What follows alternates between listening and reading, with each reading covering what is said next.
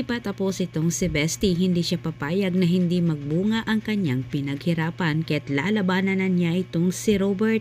Labis naman ang pasasalamat ni Gina na natauhan na ang kanyang ama at silang dalawa ngayon ay nagtutulungan laban sa dalawang taksil. Subalit hindi rin mapigilan ni Gina na sisihin ang kanyang sarili para sa kanya may pagkukulang umano sa kanya kaya siya ginawan ng ganon ni Gerald.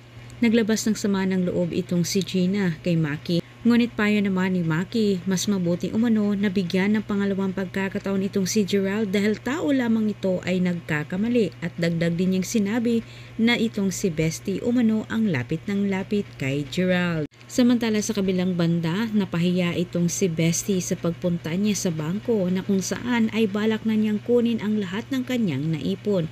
Ngunit wala naman siyang nagalaw ni isa sa ito. Sa galit ni Bestie ay hindi napigilan na magwawala siya sa loob ng bangko ang siyang naging dahilan para siya'y kaladkali naman sa dalawang gwardya palabas. Sinadya ni Robert na hindi magalaw ni Bestie ang pera nito dahil alam ni Robert na gagamitin ito ni Bestie para labanan siya. Ngunit kampante naman itong si Robert at Gina na walang makukuha itong si Bestie sa mga ari-arian ni Robert dahil meron silang kasunduan ni Bestie na walang makukuha itong si Bestie kapag sa oras sila ay nagkahiwalay. Sa puntong ito ay nautakan na ni Gina itong si Bestie.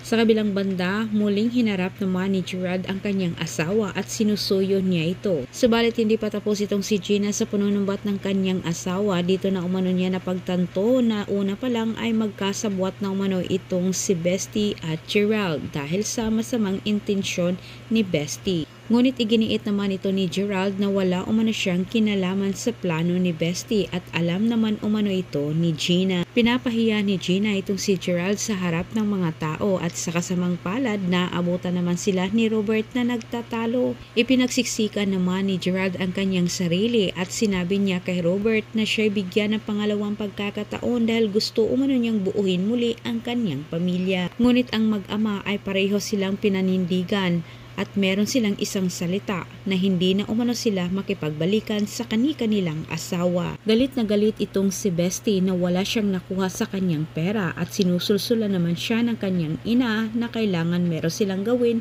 para makuha ang meron si Robert.